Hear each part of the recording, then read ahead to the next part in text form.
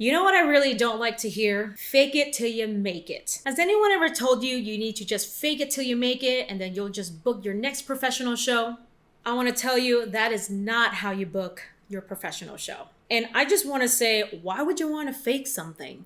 That's lying. You don't want to be a liar, do you? Unless you do, but that's not how I do things, and I still book jobs. So the idea of fake it till you make it is supposed to be when you mess up a step at an audition or you just kind of forgot your lines and you just have to keep going. That's what they try to mean. However, I think a lot of people have construed the meaning to just don't work on your skill. When you go to an audition, don't show them what you can do. Just fake your way, and maybe they'll just see the shiny instead of the actual proof that you actually can't do anything. So what I noticed when I was hiring people to work with some of my students, I noticed that they were saying things like, "Oh, just fake it till you make it, and you'll land the job if you can just fake your way. Don't show them that you can't sing. Instead, why don't you just act your way? Why don't you just act your way into the callback and then act your way after that into the show?" Here's the problem with fake it till you make it. When you fake your way through an audition and then you're in the show, right? You got the email that you got cast in the show. Yay, you got the role you want. But then rehearsals come and you're supposed to be off book. I'm sorry, but if you're in a professional show, you are off book.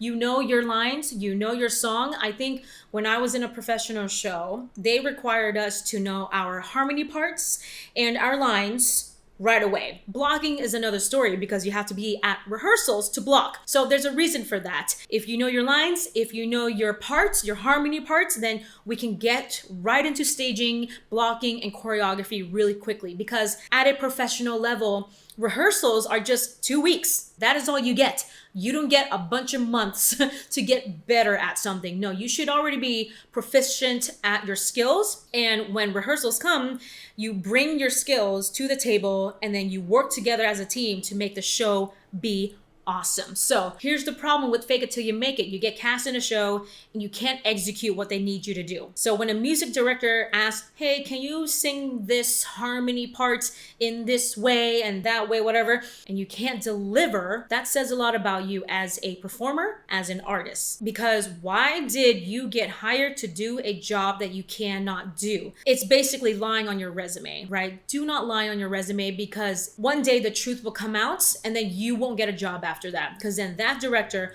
will tell that director, and that director will tell that director that you lied on your resume and you do not live up to what you said you could do on your resume. So that's why I feel like a lot of performers nowadays get taught the idea of fake it till you make it. You don't need to work on anything else. Just put a smile on your face and do like magical hand motions, and hopefully the director would just kind of ignore your lack of skills actually and cast you. That is not how it works, because what you notice, you start doing that tactic. I'm going to call it a tactic. And you realize that you're actually not getting any shows, right? You're not getting any callbacks even, because you can't even do like the bare minimum of what you said you could do. Take away the fake it till you make it mentality, because I think that is just damaging to an artist. I think that is bringing people's skill level down so that those on top stay on top. I know that gets a little controversy, but I do kind of think that's going on. They teach people to kind of just be subpar, and then the people who are at the top, the people who keep getting the shows and keep becoming stars in the shows, stay that way, right? There's no more competition. So how can you get out of that mold? Take that tactic, that mentality out of your brain and do the work. I know you actually have to do the work. So let's say you want to lose weight, but you don't want to go exercise. I don't know how you're going to lose weight if you actually don't go do the work.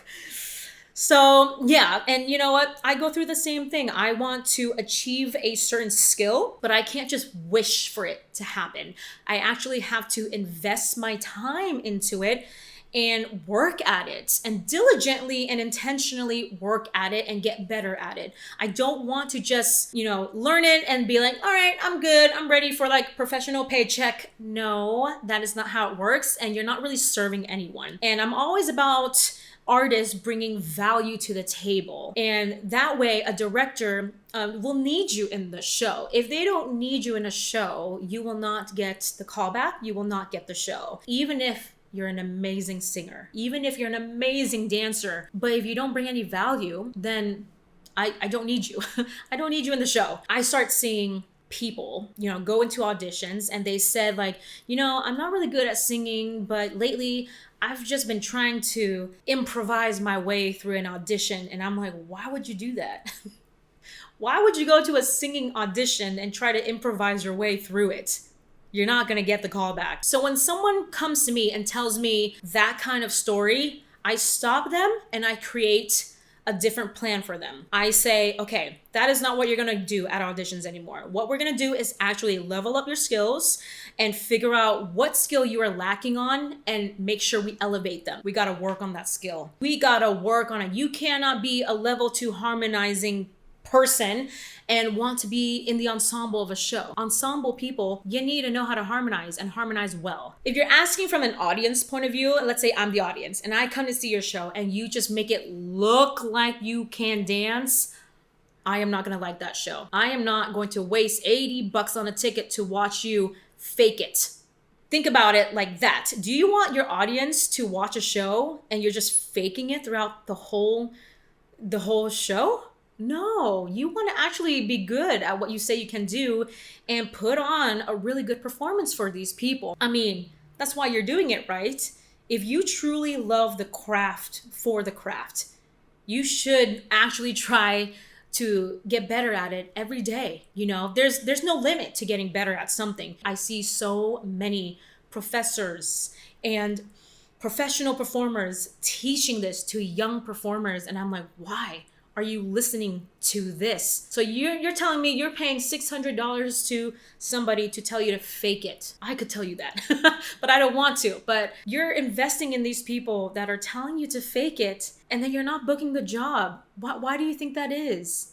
You actually have to be good at your skills. And I really want to make this clear. When I say that you should excel at your skill, I want you to excel so that you bring value to the table, to bring value to the show, to complement your cast members, and to up your level so that you can feel good about yourself, so that you don't second guess your abilities. And when you don't try to excel at your skill, you're just kind of doing the bare minimum. How does that make you feel? Let me know if you've had someone tell you that. Did you have anyone teach you the fake it till you make it mentality? Did you ever try faking it at an audition? Tell me what happens when you do that. So that is my take on fake it till you make it. I really don't believe in that tactic, that strategy. It doesn't help anyone. It just makes you look awkward and it makes you look like a fraud. So I really urge you to train and to really practice and put work into it. Dedicate your time to your craft. Obviously, don't burn out doing it, but truly love the craft. And if you truly love singing and performing, the work won't seem like work. It'll be really fun. It's really fun when you want to excel at something. So anyway, I hope you keep doing what you love and do it for as long as you can.